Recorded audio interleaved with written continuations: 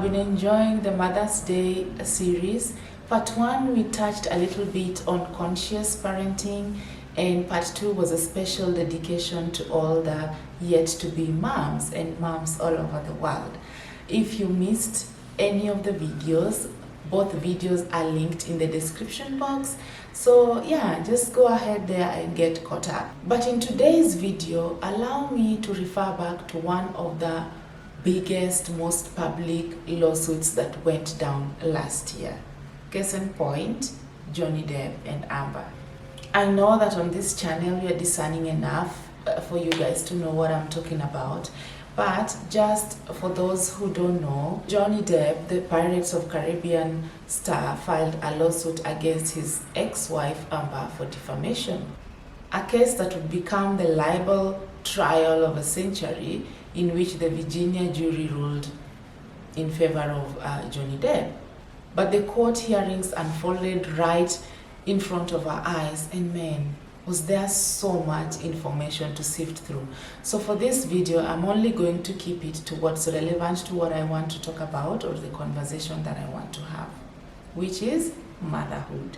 I followed this case because I'm always intrigued in why people do the things they do. And at some point, I remember watching John sitting there so broken, and it really hit me. I thought to myself, if my son ends up a broken and such a damaged adult because of my parenting, it would be the saddest thing ever. Clearly those two created the mess they found themselves in, partly because of dealing with, or shall we say not dealing with, pain bodies from their, traumatic childhood experiences. Because we all absorb subconsciously stuff that goes around us, especially, during your childhood, from the adults around you, some of whom don't even know what they're doing in life. And unfortunately, we carry on the effects of all those traumas into our adulthood. So when you grow up and don't recognize your pain bodies and work on them, you end up recreating the same issues in your offsprings. And that is how we end up with a society that does not know who they are, where they are going, what they are doing, just going through the motions of life. In this case, for example, Johnny coped in the way he saw his father choose to cope, and he attracted a woman with some inclination to character of what his mom was, because that is the example he got of what a woman is, or what a woman should be. So here is my thing, guys. Childhood damage happens to all the kids in the particular home situation that they are in. So both parents in that situation actually are contributing to help damage the kids. So it's not a thing about a mother ruining the kid's life. No, it's both parents. So my first thing with this video that I really wanted to talk about, I don't know why we can't just see ourselves as people. When someone messes up, just because that person is a man, shouldn't make it a man's problem or a women's problem. We are people. When someone messes up, it is that person that has messed up. It is not the whole collective. So can we just normalize looking at ourselves as a people? And if somebody does something that is messed up, that person did something that messed up. Secondly, there's a whole blame game showdown going down on the social media space, where men blame women and women blame men. You know what I'm talking about, the red pill conversations, the modern woman versus traditional woman, I don't know, high value men, traditional women, and who's a 10, who's an 8, who's a barely making it to a 2. But I digress. My point is, pointing fingers to the other gender doesn't really help solve the larger societal problems.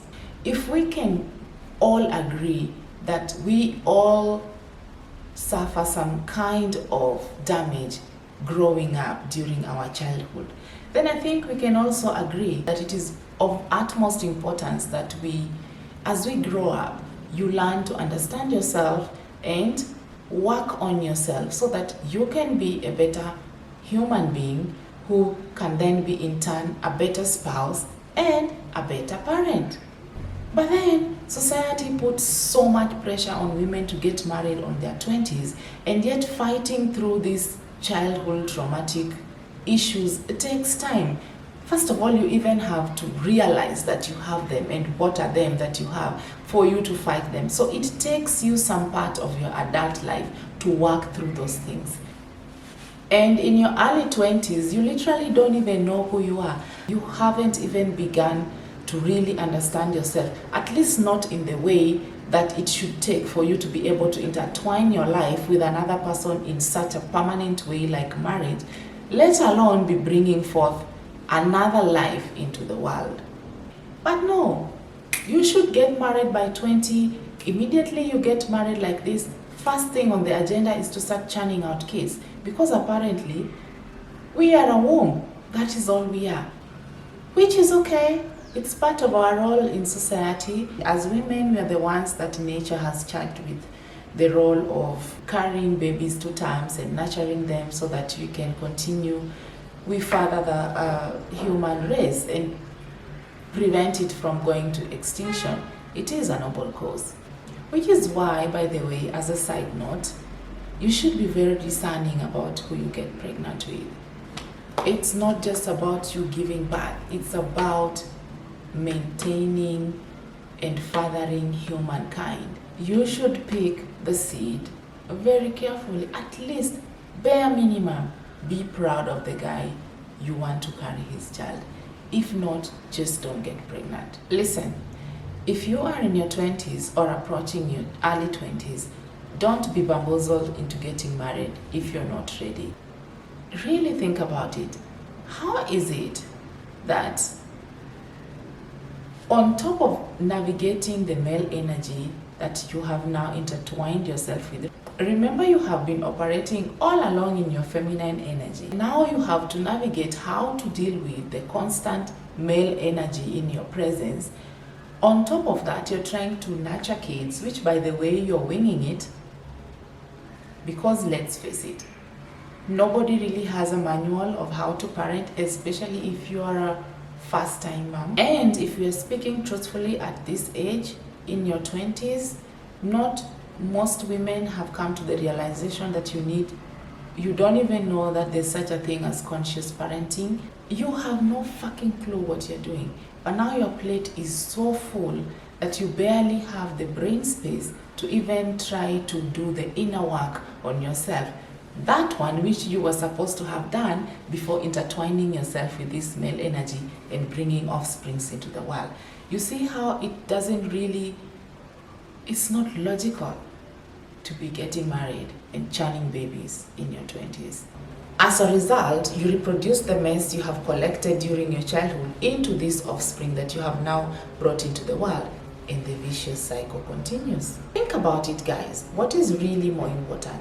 Taking the time to do the inner work required as men and women, so that in turn you're a better person, you can be a better spouse and be a better mom, or getting married when your womb is prime and recreating all these problematic issues in society. I know this conversation has taken so many detours to get here, but basically what I was talking about is motherhood. Because if this case taught me anything, it's that I should be more conscious about my role as a mom. Being a mom is not just about giving birth. You are nurturing someone so that they can be part of the larger society. And that requires soberness. So before you run around feeling proud to be called Mama so-and-so, evaluate your motherhood. Share with me your feelings and comments in the comment section.